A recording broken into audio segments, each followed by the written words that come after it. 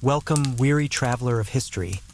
Let us drift together down one of the oldest rivers the world has ever known, the Nile. Not just a river, but the lifeblood, the ancient heartbeat of Egypt, where life somehow blossomed in a huge patch of desert, not by magic, but by the steady rhythm of water and soil working in perfect harmony. Imagine waking up in the heat of North Africa, before cars, before cities, even before writing. You open your eyes to see not endless sand as many think when they imagine Egypt, but a magnificent river valley, lush and green, bordered by bare, golden deserts. Far from barren, this part of the world was a river-lined oasis where food could grow, families could thrive, and civilizations could stretch their roots for thousands of years.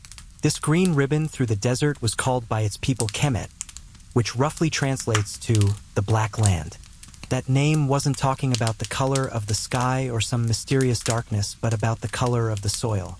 Rich, soft, dark soil that smelled of life, water, and promise.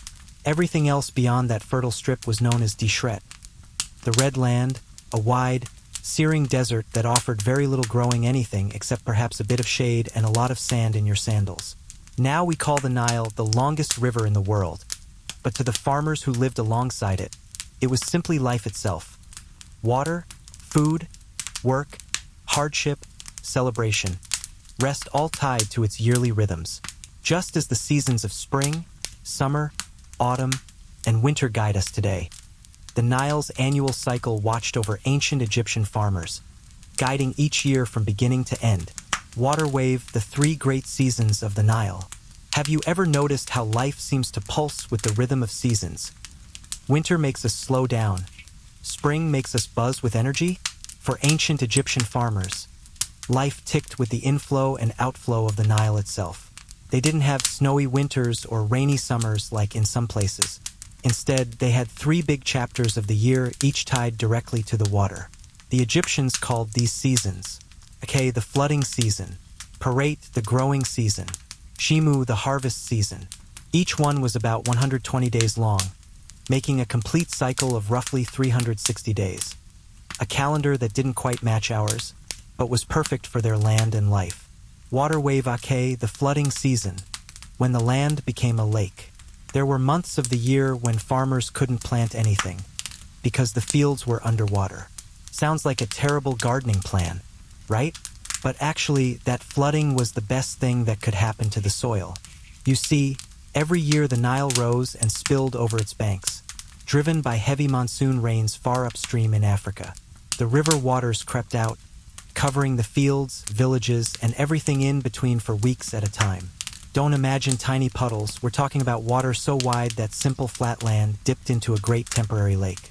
And yes, the farmers watched this water creep up like everyone else, probably grumbling under their breath as they packed up their tools and boots for a few months of forced rest. Yet this wasn't a boring break. The floodwaters brought with them a gift, thick, rich mud called black silt, packed full of nutrients and minerals. This was the real treasure. While the floods covered the fields, no seeds were planted. But that didn't mean the farmers just sat around twiddling their thumbs under the hot sun. Well, maybe for a day or two. Instead, they often became helpers of a different sort, lending their hands to the pharaoh's big projects. Walls, temples, tombs, canals, and roads. These were built during Ake when fields were underwater. It was a kind of ancient seasonal labor shift. No crops, no planting, but plenty to do. Some might laugh and think farmers should just relax. After all, no planting sounds like no work, right? But trust me, they were thinking ahead already, knowing that what was about to happen next was far more tiring. Seedling Paret, the season of growth, when the land woke up. Finally, the floodwaters would slowly begin to recede, shrinking back into the river, revealing a landscape that looked like a freshly washed slate. Only the slate was coated in that magic black silt. Fertile, fertile soil. The perfect bed for seeds to take root. Now the real work began. This was Paret, the season when the land grew things. Before the sun was high in the sky, farmers were already out there with simple wooden plows, often pulled by oxen or cattle, turning the mud into workable earth. Hand tools, hose, and early irrigation methods helped bring water to where it was needed, even when the ground was dry. Seeds of wheat and barley were scattered by hand, grains that would one day become bread and beer, staples of the ancient Egyptian diet. Other vegetables and crops were planted too: onions, leeks, lentils, tiny hidden treasures waiting underground. And water? The Nile may have gone back to its channel, but farmers still needed water. That's where irrigation came in. Simple but clever technologies like canals, ditches, and even little devices called shadufs, a long pole with a bucket and a clever counterweight, helped lift and divert water from the river to thirsty fields that didn't get enough natural moisture. The fields buzzed with activity during parade. This is when families worked together, when the sun began early and stayed late, when rich soil and careful hands tried to coax every bit of life from the ground. This was the world waking up, the slow stirring of green life across the valley. Sheaf of rice Shimu, the season of harvest, when the farmer reaps what was sown. Finally, as the growing season ripened, the fields turned golden. This was Shimu, the harvest season. The crops had grown tall and strong, waiting for the sickle to come and cut them down. Harvest wasn't just a simple gathering of plants. It was an all-hands-on-deck moment. Men worked with sickles to slice down stalks of grain.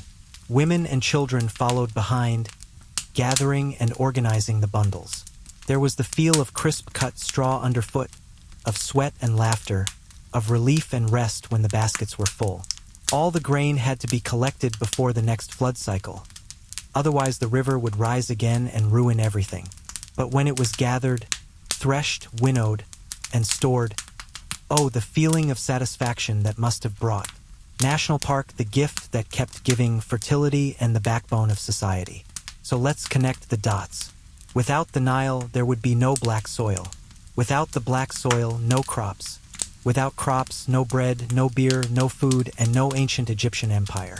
Farmers were not just people digging in dirt. They were the backbone of the entire civilization. Their work fed millions. Their fields kept granaries full. Their crops supported laborers, soldiers, priests, scribes, builders, artists. Everyone. The wealth of the pharaoh, the majesty of the pyramids, the crowd in a bustling marketplace. All depended on the steady rhythm of water and earth working together. And remember that desert myth, the idea that ancient Egypt was just endless sand? That's mostly just modern imagination. In reality, the river valley was a narrow but incredibly fertile strip running down the country. A green heart beating through a world of dry lands. So when you picture ancient Egypt now, picture this.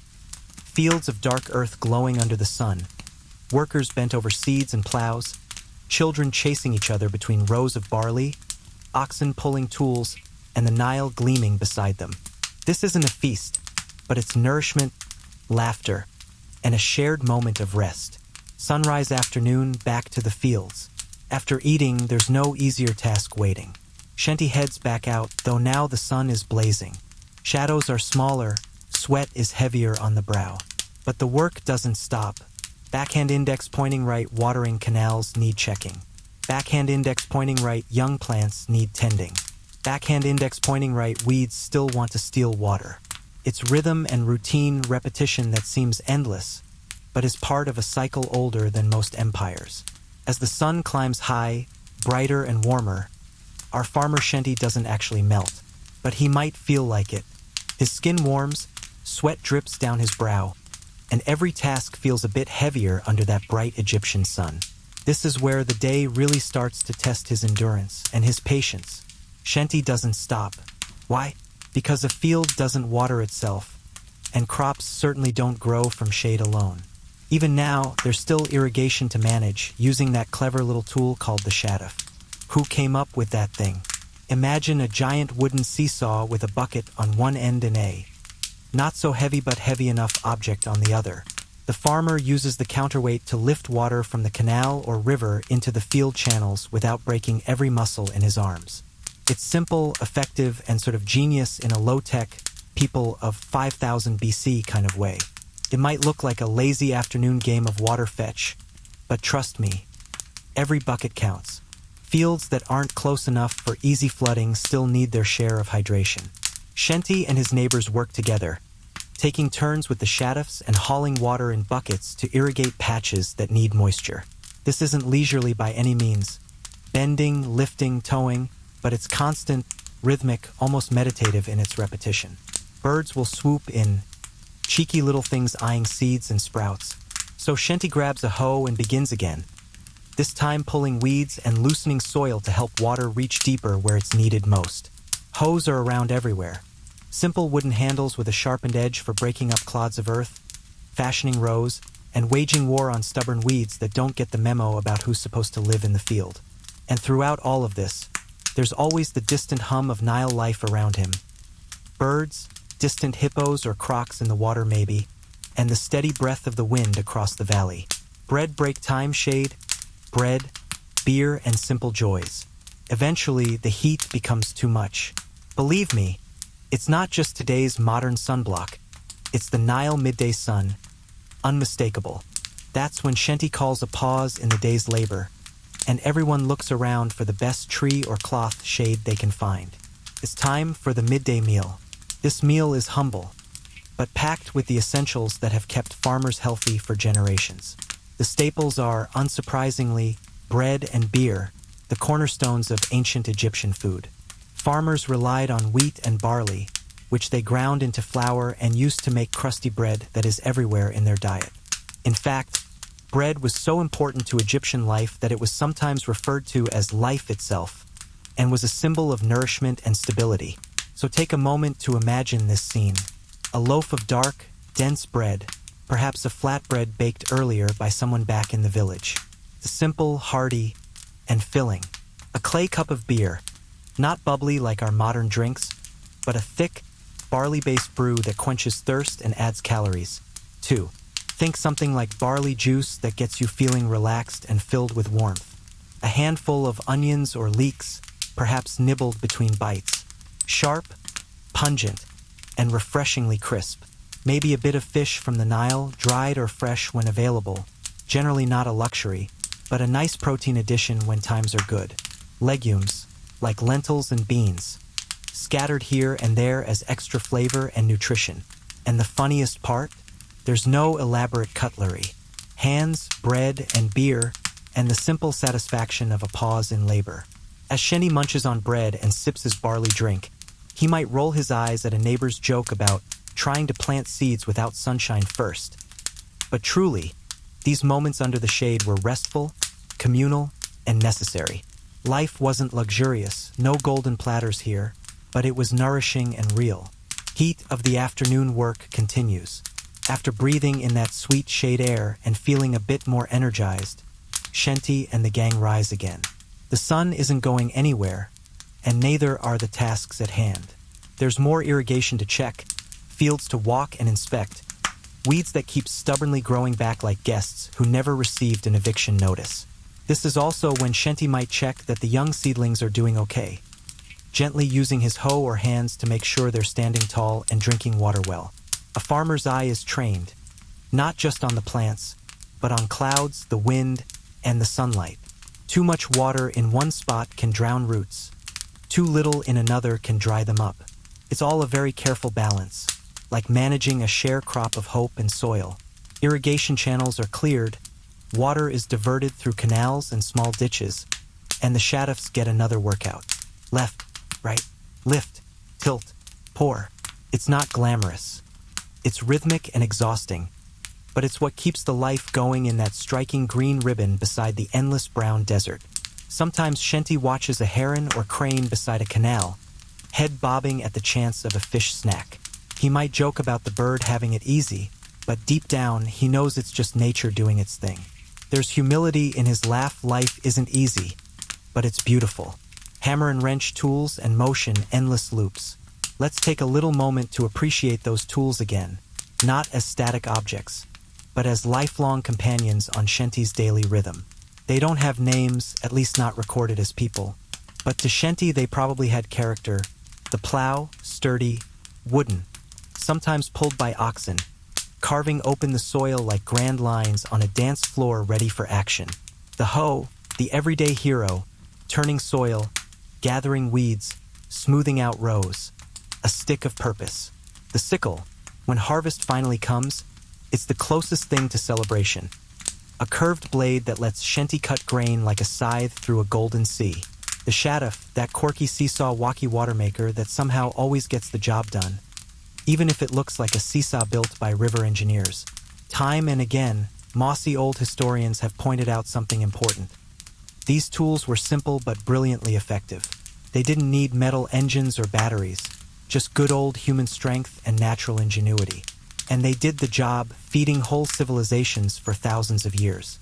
Late afternoon, wrapping up and reflecting, as the sun begins its gentle descent toward the horizon. Slower now, softer. Shenty wipes his brow one last time and surveys his field. The day's done. The water spread. The seedlings safe. The shade well used. And yes, maybe a few weeds still sneaking around those rows, but they'll meet the hoe again tomorrow. He gathers tools, stacks them neatly, checks the Shaduf one last time, and begins the short walk back home. His steps are tired but steady. This journey back is quiet and reflective, the kind of moment where thoughts wander like drifting clouds. Will the market trade enough bread for seeds next week? Did that neighbor really think the Shaduf could be replaced by a bucket on a stick? This isn't a feast, but it's nourishment, laughter, and a shared moment of rest. Sunrise afternoon, back to the fields. After eating, there's no easier task waiting. Shenty heads back out, though now the sun is blazing. Shadows are smaller, sweat is heavier on the brow. But the work doesn't stop. Backhand index pointing right, watering canals need checking. Backhand index pointing right, young plants need tending.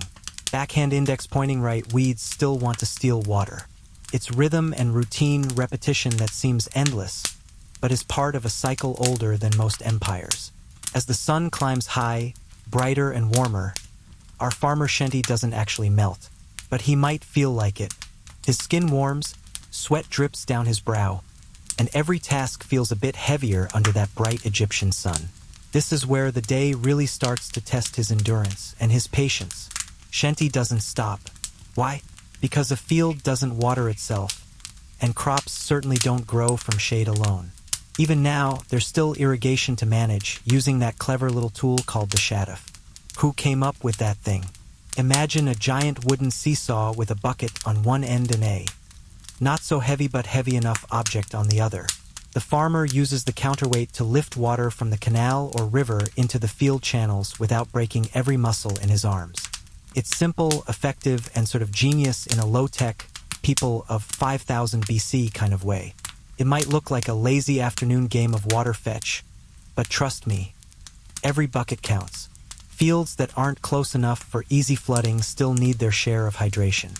Shenty and his neighbors work together, taking turns with the Shadufs and hauling water in buckets to irrigate patches that need moisture. This isn't leisurely by any means. Bending, lifting, towing, but it's constant, rhythmic, almost meditative in its repetition. Birds will swoop in, cheeky little things eyeing seeds and sprouts. So Shenty grabs a hoe and begins again, this time pulling weeds and loosening soil to help water reach deeper where it's needed most. Hoes are around everywhere. Simple wooden handles with a sharpened edge for breaking up clods of earth, fashioning rows, and waging war on stubborn weeds that don't get the memo about who's supposed to live in the field. And throughout all of this, there's always the distant hum of Nile life around him. Birds, distant hippos or crocs in the water maybe, and the steady breath of the wind across the valley. Bread break time shade, bread, beer, and simple joys. Eventually, the heat becomes too much. Believe me, it's not just today's modern sunblock. It's the Nile midday sun. Unmistakable. That's when Shenty calls a pause in the day's labor, and everyone looks around for the best tree or cloth shade they can find. It's time for the midday meal. This meal is humble, but packed with the essentials that have kept farmers healthy for generations. The staples are, unsurprisingly, bread and beer, the cornerstones of ancient Egyptian food. Farmers relied on wheat and barley, which they ground into flour and used to make crusty bread that is everywhere in their diet. In fact, bread was so important to Egyptian life that it was sometimes referred to as life itself, and was a symbol of nourishment and stability. So take a moment to imagine this scene. A loaf of dark, dense bread, perhaps a flatbread baked earlier by someone back in the village. Simple, hearty, and filling. A clay cup of beer, Not bubbly like our modern drinks, but a thick, barley-based brew that quenches thirst and adds calories. 2. Think something like barley juice that gets you feeling relaxed and filled with warmth. A handful of onions or leeks, perhaps nibbled between bites. Sharp, pungent, and refreshingly crisp. Maybe a bit of fish from the Nile, dried or fresh when available. Generally not a luxury, but a nice protein addition when times are good. Legumes, like lentils and beans, scattered here and there as extra flavor and nutrition. And the funniest part? There's no elaborate cutlery. Hands, bread, and beer, and the simple satisfaction of a pause in labor. As Shenty munches on bread and sips his barley drink, he might roll his eyes at a neighbor's joke about trying to plant seeds without sunshine first. But truly, these moments under the shade were restful, communal, and necessary. Life wasn't luxurious, no golden platters here, but it was nourishing and real. Heat of the afternoon work continues. After breathing in that sweet shade air and feeling a bit more energized, Shenty and the gang rise again. The sun isn't going anywhere, and neither are the tasks at hand. There's more irrigation to check, fields to walk and inspect, weeds that keep stubbornly growing back like guests who never received an eviction notice. This is also when Shenty might check that the young seedlings are doing okay, gently using his hoe or hands to make sure they're standing tall and drinking water well. A farmer's eye is trained, not just on the plants, but on clouds, the wind, and the sunlight. Too much water in one spot can drown roots. Too little in another can dry them up. It's all a very careful balance, like managing a sharecrop of hope and soil. Irrigation channels are cleared, water is diverted through canals and small ditches, and the Shadufs get another workout. Left, right, lift, tilt, pour. It's not glamorous.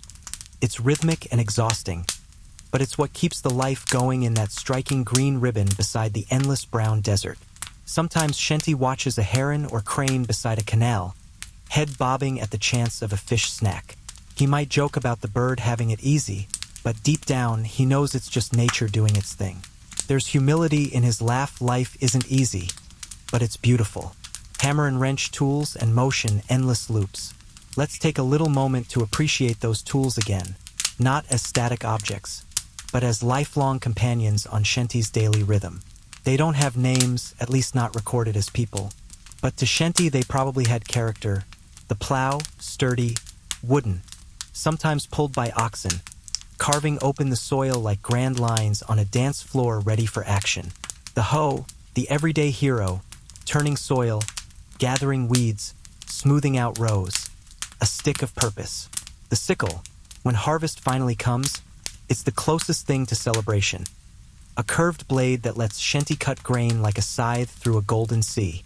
The Shaduf, that quirky seesaw walkie water maker that somehow always gets the job done, even if it looks like a seesaw built by river engineers. Time and again, mossy old historians have pointed out something important. These tools were simple but brilliantly effective. They didn't need metal engines or batteries, just good old human strength and natural ingenuity. And they did the job, feeding whole civilizations for thousands of years. Late afternoon, wrapping up and reflecting, as the sun begins its gentle descent toward the horizon. Slower now, softer. Shenty wipes his brow one last time and surveys his field. The day's done, the water spread, the seedlings safe, the shade well used. And yes, maybe a few weeds still sneaking around those rows, but they'll meet the hoe again tomorrow. He gathers tools, stacks them neatly, checks the Shaduf one last time, and begins the short walk back home. His steps are tired but steady. This journey back is quiet and reflective, the kind of moment where thoughts wander like drifting clouds. Will the market trade enough bread for seeds next week? Did that neighbor really think the Shaduf could be replaced by a bucket on a stick? Will tomorrow's sunrise feel just a bit cooler? Probably not cooler, at least not until the next season. But in the gentle calm of evening coming on, it's easy to imagine. Crescent moon approaching sunset, day's end. Soon the sky turns soft gold, then orange, then dusky pink. Shadows stretch long, crickets chirp. The Nile glimmers in fading light. Shenty's back at his mud brick home. Humble, sturdy, familiar. He shakes out his linen kilt, still his faithful companion through every long day. Linen, of course, was a staple in Egyptian life. Light, breathable, and what almost everyone wore under the hot sun. His family waits, maybe with fresh bread, maybe with more barley beer, or something like legumes and vegetables simmered just right. Fish might be on the menu today, or maybe saved for another moment. Dinner is simple, communal, filled with quiet conversation about what time the sun rose, how high it rested at noon, and what the fields will need tomorrow. Shenty eats heartily, washes some dust off his hands in a small basin, and eventually flops down. Not on a throne, but on a woven mat or simple bed. There's no need for mattress foam or pillow fluff. The body remembers what a good rest feels like. And so the sun sets, the fields sleep, and tomorrow's work. Plowing, sowing, watering, tending, waits on the horizon, ready to greet the farmer at dawn. Milky Way, end of chapter 2. The rhythm that never really stops. And there you have it. A full day with Shenty, from sunrise breakfast of bread and beer to shade-drenched lunch breaks, to afternoon toil beneath the sun, all the way back home in the evening glow of dusk. Through it all, his tools, his rhythms, and his quiet moments remind us. Farming is less a job and more a way of life, a pulse that keeps the heart of a civilization steady. There's a rhythm that ancient Egyptians felt deep in their bones, whispered by the Nile every year. It wasn't the rhythm of clocks or calendars like we have today. It was a slower rhythm, seasonal, predictable, and life-defining. For farmers like Shenty, life wasn't just about today's sunrise or tomorrow's meal. It was about the flow of water, the rising and retreating of the Nile, and the eternal cycle that defined a year in his life. Let's drift gently through that cycle, almost like watching the sun rise and set 4 times.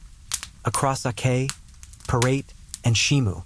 Water wave Ake, the flooding season, life beneath water. The first season is called Ake, the season of inundation, and it's where our stories will begin turning. In the language of the ancients, Ake meant the arrival of water, and water was the heartbeat of Egypt. Imagine waking up one morning and seeing your fields completely underwater. Not just a bit wet or muddy, but fully, beautifully, mysteriously flooded.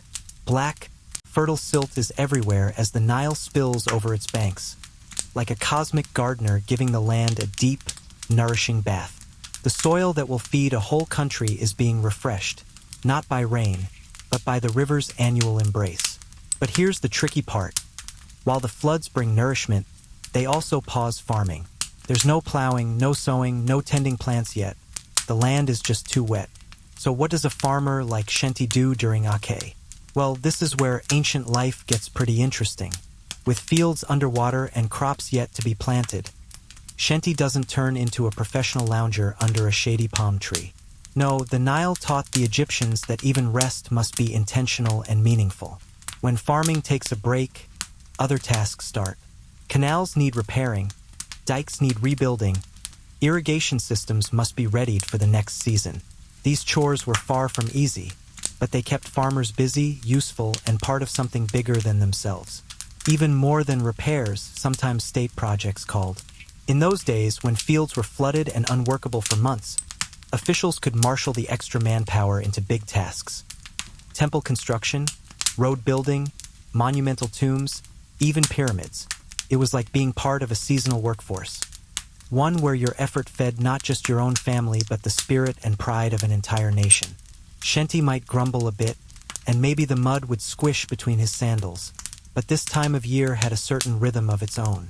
It wasn't rest as much as purposeful waiting, preparing for what was coming next. And while Ake wasn't exactly harvest season, it fertilized the coming year's promise. Without the water spreading black silt across the fields, there would be no crops to harvest later.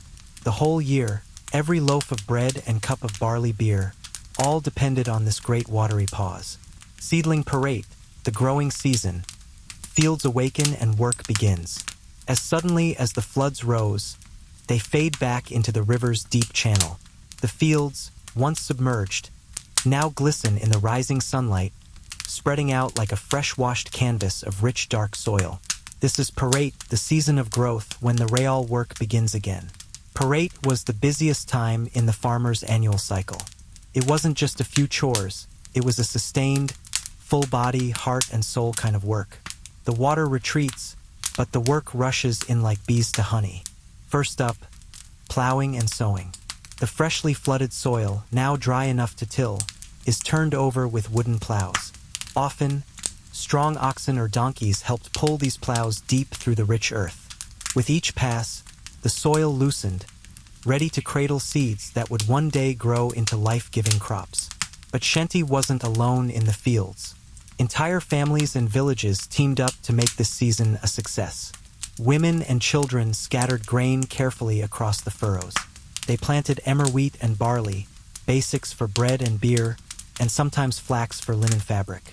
Every helping hand meant the seeds stood a better chance of growing strong. Once seeds were sown, the long job of irrigation began. Even though the floodwaters receded, crops still needed water to grow. There wasn't enough rain to count on. So farmers devised clever ways to bring water from canals and river branches into thirsty soil. That strange and delightful contraption called a shaduf, basically a long pole with a bucket on one end and a weight on the other, helped lift water into small irrigation channels. And this work wasn't just physical, it was constant attention. Farmers had to watch how the plants grew, chase away pests, protect the fields from birds, and make sure that water wasn't wasted but used precisely where it was needed most. The season wears on like a kind of slow dance, bending, watering, watching, re-watering day after day after day. It's not exciting like the harvest, nor is it restful like the flooded pause, but it is the backbone of everything. This is where hope takes shape under foot and leaf. Shenty might occasionally chuckle to himself, maybe at a neighbor's hat blown off by wind while watering, or a mischievous goat nibbling a sprouting leaf. But there's a warmth in his chest too, because he knows that every drop of sweat here today becomes bread tomorrow. Sheaf of rice Shimu, the harvest season, reaping what was sown. Then comes Shimu, the bright, golden season when fields glow like treasure and the air hums with action again. The crops that were once tiny sprouts now stand tall and heavy, golden with grain and ready to be harvested. Harvest wasn't merely a task. It was the great event of the year. This was where all the past months of backbreaking work finally met reward. But reward doesn't mean rest right away. Harvest was hard, urgent, and full-on activity. Men marched through fields with curved sickles, cutting stalks of grain in long rhythmic motions. Women and children followed behind, gathering what had been cut, stacking sheaves, and watching the golden ocean of grain slowly shrink as work progressed. Once the grain was harvested from the fields, it wasn't just piled up randomly. Oh no, there were ceremonies, threshing, winnowing, measuring, and storing. The grain was beaten or walked on to separate the chaff, then winnowed to remove husks, and finally stored in state granaries, huge ceramic jars or storehouses where Egypt's food supply was kept safe.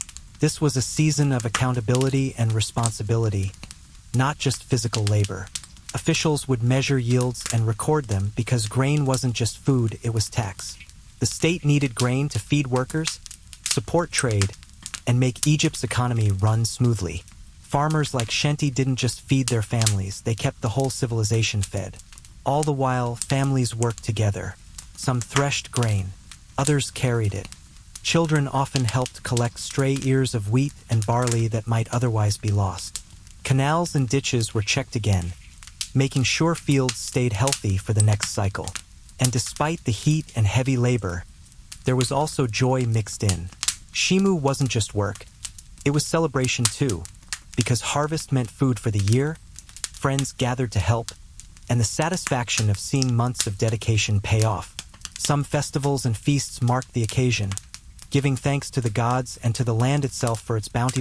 One of the most beautiful things about the Nile calendar was how it pulls everyone together.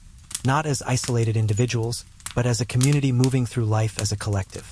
During Ake, the entire village shared in non-farming tasks, repairing canals, fixing tools, building bigger structures, and sometimes working on state projects. When fields were underwater, farmers didn't just idle around like bored cats. They found purpose in communal labor. During Parade, families worked side by side, plowing, sowing, tending crops, and managing irrigation. There was no teacher, no manager, just neighbors, kin, children, and elders, all weaving human effort into the soil's potential. And come Shimu, the entire community buzzed with harvest activity, villagers helping each other, stories shared under hot spring sun, laughter mingling with the rhythm of sickles and baskets. Even though the tasks changed from season to season, one thing stayed constant. Everyone had a role. No one was truly alone through the year's cycle, whether it was helping repair canals during floods or hauling grain during harvest. Each person contributed. That's why the Nile wasn't just a river to these people. It was a teacher of community, patience, timing, and shared purpose. Sheaf of rice, the wheel of life going around again. As Shimu wound down and grain was safely stored, the cycle didn't just stop. The year turned like a great wheel, ever rolling toward the next Ake and the next chance to begin again. The grain stored now would keep families fed through dry times. The fields, rich with silt from the last flood, were already waiting for the next inundation's return. The river's cycle shaped not just farms, but whole lives, from the rhythm of work to the rhythm of rest, from family routines to community cooperation, from sweat in the fields to celebration feasts. And even though Shenti and his neighbors might never leave their village, they were part of something grand, an ancient rhythm that molded an entire civilization around water, earth, and the turning of seasons. Scroll Chapter 4, Obligations, Taxes, and the Farmer's Place in Society. Close your eyes for a moment. Imagine the cool evening breeze along the Nile after a long day in the fields. You can almost smell the black soil and hear distant voices laughing and chatting. But beneath that calm surface, there was a whole world of responsibilities. Invisible forces that shaped every seed sown, every harvest shared, and pretty much everything the farmer ever knew. That world was the administrative and spiritual heart of ancient Egypt. The humble plow didn't just turn soil, it turned the wheels of a mighty civilization. Globe showing Europe Africa land that wasn't really yours. In Shenti's village, there wasn't such a thing as a private farm the way we think of it today. Most farmers didn't own the land they worked. Instead, fields belonged to powerful owners, the pharaoh, temple institutions, or wealthy nobles. These landowners were like the landlords of ancient Egypt, and farmers were their tenants in a way, giving back part of what they produced because the land wasn't really theirs. Think of it like this. You live in a cozy home, but the roof above you belongs to someone else, someone very important. You take care of it, you feed yourself and your family, and then you give a part of your food to the landlord as a thank you, or more accurately, as a tax. That's how it worked. Even though farmers tilled the soil, planted the seeds, and watched crops grow, the majority of the land was registered under the state, temple, or noble's name. When the pharaoh needed food for his palace, his army, or his grand projects, he didn't go shopping at a market. Instead, grain was taken directly from the farmer's fields, a portion set aside as tribute. This wasn't a casual suggestion. It was an expectation woven into the very structure of society.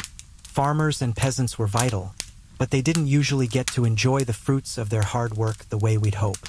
Fields could be reassigned, and even if one's family had farmed a strip of land for generations, that land could still be held by a temple or noble estate far above their control. What they did have was the daily rhythm of farm life, dependable, repetitive, and rooted in the cycles of nature. And if that wasn't enough responsibility, the tax season loomed like an invisible instructor over every harvest. Bar chart, grain taxes, the inescapable share. Now here's where the ancient tax collector really gets interesting, because farmers didn't pay taxes in coins or currency like we do. They paid in goods, primarily grain, beer, oil, and livestock, items that had real value for feeding the state and keeping Egypt running. When the harvest came in, a tense, hopeful moment for every farm family, officials would arrive with measuring tools and lists. These were not casual peeks into a barn. They were bureaucratic assessments of what each field had produced. Scribes measured field sizes, tallied output, and recorded every detail in official ledgers. These written records helped officials know how much grain should go to the state granaries and how much a farmer could keep for his household. Scribes were like the accountants of ancient times, the ones with pen, reed brush and ink, and parchment, keeping track of who owed what. People often said, the pen was mightier than the plow, and in many ways that was literally true in ancient Egypt, because scribes controlled records, taxes, quotas, and official paperwork that influenced everyone's life. Now here's where it gets a little tough for the average farmer. Taxes weren't a small portion. In some eras, they could be 2/3 or more of a harvest. That meant a farmer might keep just enough to feed his family, yet still owe huge amounts of grain. In bad years, drought, poor flooding, pests, paying tax could be a struggle. And if a farmer couldn't pay, ancient sources recorded punishments ranging from confiscation to, in extreme cases, court proceedings. There was even something called corvée labor, a kind of labor tax. During the Nile floods, when fields were underwater and crops couldn't be planted, farmers didn't just get a break. The state called on them to work on other projects, building canals, repairing irrigation, constructing temples, or even pyramids. Instead of paying grain at that moment, they paid with their hands and backs. It was like being part of a giant community project, but not entirely by choice. Anyone who tried to dodge this labor tax, by pretending they were too busy or too hungry, would often face serious consequences, maybe even on behalf of their whole family. So fields might be muddy with Nile silt, but the threat of corvée work was ever present beside them. Memo scribes and bureaucracy, the record keepers of the state. Let's pause and imagine the world through the eyes of a scribe for a moment. Shenty the farmer worked tireless days under the sun. But somewhere in a shady building, a scribe would sit calmly with a reed brush, counting grain, writing names, noting how much wheat was paid in tax and how much was still in storage. These scribes stood between the farmers and the state, the record keepers who made Egypt's economy actually work. Becoming a scribe wasn't easy. It took years of learning a complicated written language. But once trained, a scribe's job was secure and respected. Recording taxes, writing legal contracts, copying religious texts, and keeping track of harvests. They were exempt from physical labor and could rise in status, something a farmer's child might dream about as they trudged through fields under a blazing sun. The role of scribes was so important that one of the deities associated with writing and record-keeping was Seshet, the goddess of writing, measurement, and record-keeping. In fact, after the Nile flooded each year, she was believed to help record the new boundaries of fertile land that had emerged once the waters retreated. So while Shenty's hands were stained with soil and sweat, the scribe's reed brush danced across parchment. Both jobs essential, both tied directly to the survival of the society. One made the food, the other helped the empire count it. Classical building social hierarchy, where farmers fit in. Now let's step back a bit and look at the bigger picture, the social pyramid of ancient Egypt. At the very top sat the pharaoh, a ruler believed to be a living god, the ultimate owner of everything, land, grain, even the sun-kissed fields Shenty tilled. Under him were nobles and priests, officials with land, titles, privilege, and power. Below them were scribes, respected, literate, and essential for administration. And down the pyramid you had artisans, craftsmen, and then peasants, the farmers. In sheer numbers, farmers made up the majority of the population. In terms of power and privilege, they were toward the bottom. But here's a quiet truth. Without them, that pyramid would collapse like a poorly built mud brick wall. Every stone of every temple, every grain in the royal storehouses, every soldier fed, depended on the sweat of those who worked the fields. Farmers didn't have the time or literacy to study religious texts or legal codes. They weren't writing letters or memorizing hieroglyphs. But through their work, year after year, season after season, they upheld the very structure that made ancient Egypt one of the most enduring civilizations in the ancient world. Even when struggling to pay taxes, to offer corvée labor, or to work land they'd never owned, they were deeply respected for their essential role in society.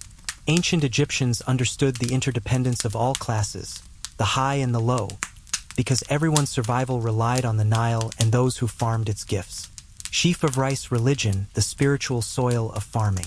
Now let's step into the faith-filled part of this world. For Shenty and his neighbors, farming wasn't just an economic activity. It was a religious practice. Each sunrise, every planting season, every harvest festival was steeped in beliefs tied to gods and cosmic harmony. One of the most important deities for farmers was Hapi, the god of the Nile. Hapi was believed to be responsible for the annual flood that brought fertile soil and fresh water. Farmers didn't pray because they had nothing else to do. They prayed because life itself depended on his favor. When happy's gift came too low or too high or too quickly, famine could follow. Therefore, prayers, offerings, and small rituals were part of everyday life on the land. But Happy wasn't alone. Farmers also had reverence for other gods connected with agriculture. Gods who protected crops, encouraged fertility, and watched over the harvest. For instance, Osiris was associated with the cycle of life, death, and rebirth, a symbol that resonated with planting seeds, death, and watching them grow, rebirth. And Renanudit became the harvest goddess, invoked for grain abundance and crop protection. During planting or harvest, small offerings, bread, beer, or tiny bundles of grain might be dedicated at simple shrines or local temples. It wasn't elaborate, but it was sincere, a quiet conversation between earth and the divine. The boundary between practical farming and spirituality blurred, weaving together a tapestry where religion lived in every sprouting seed and every full granary. There were also harvest festivals, moments of community celebration when work paused, songs rose, and people gathered in gratitude. These celebrations weren't just parties, though they could feel like it.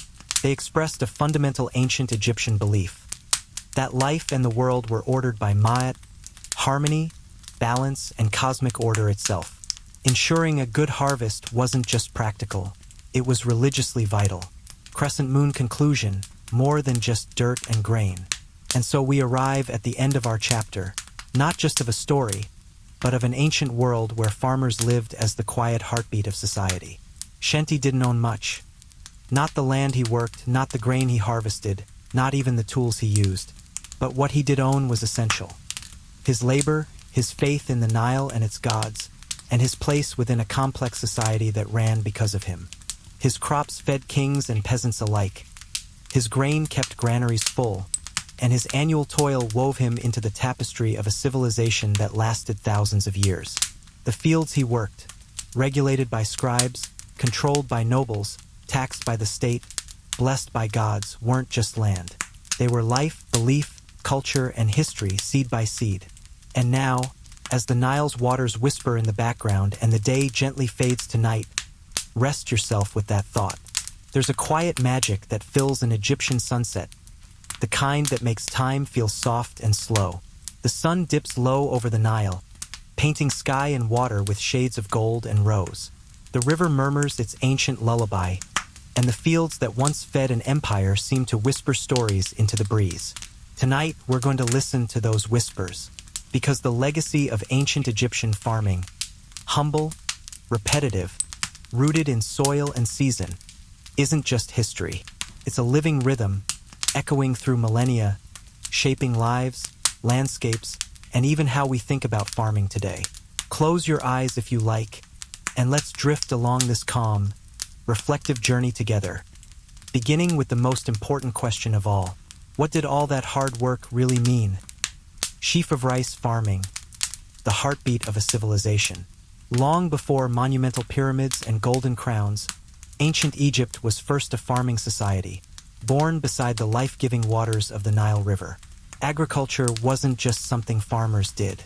It was the foundation that made everything else possible. The Nile's predictable flooding deposited rich fertility into the earth. Year after year, waves of nutrient-rich silt washed into the fields, making soil that was rare in an otherwise arid land.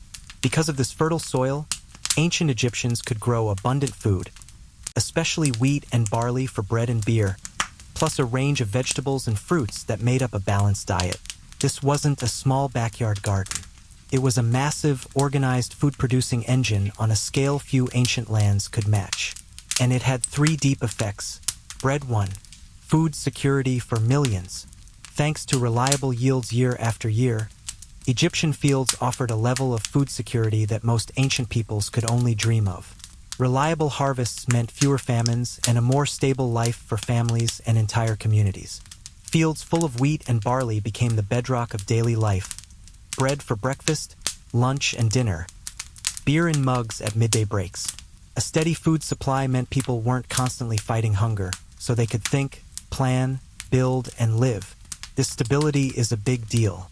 In many ancient places, unpredictable harvests meant scattered settlements or nomadism. In Egypt, The produce of the land sustained cities, temples, and a whole society for generations. It was the root of civilization itself. Chart increasing too. Population growth and complex society. When most people have enough to eat, communities grow. And that's exactly what happened along the Nile.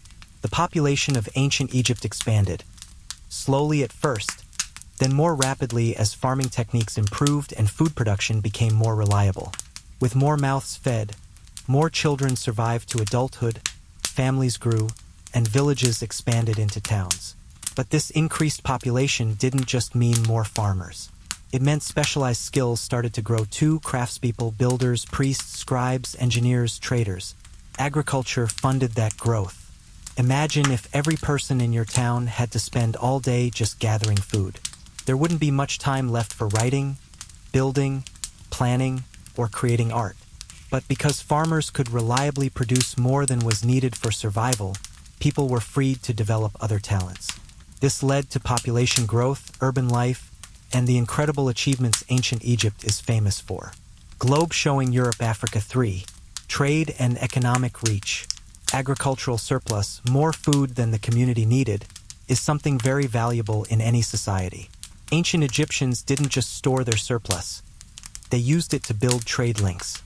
Grains, legumes, fruits, these goods were traded with neighboring regions, bringing in materials and ideas from lands far from the Nile.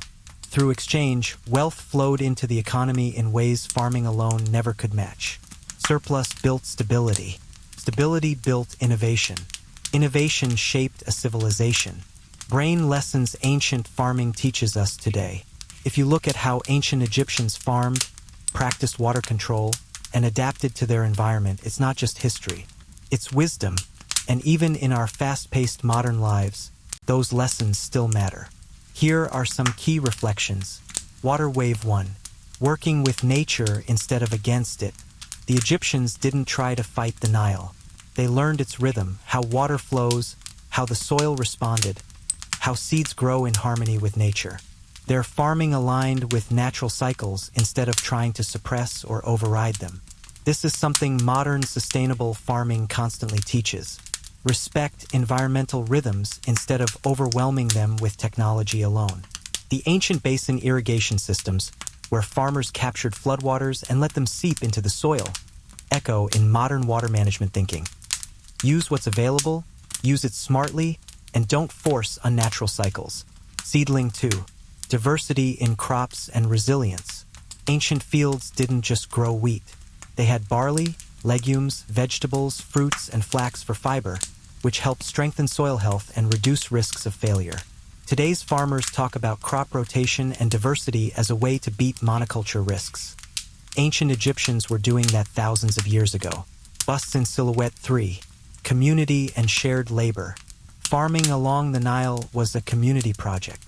Whether it was maintaining irrigation canals, dividing water, harvesting, or storing grain, these activities had festivity, collaboration, and collective purpose tied to them. Modern agricultural cooperatives carry that spirit forward. People working together for the common good, sharing knowledge and labor. Droplet, the legacy survives today along the Nile and beyond. Even today, agriculture remains a significant part of Egypt's economy and society, though the nature of farming has changed a lot over centuries.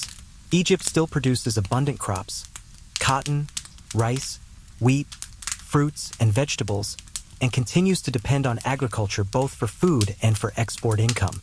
It provides livelihoods for millions, particularly in rural areas where farming still defines daily life.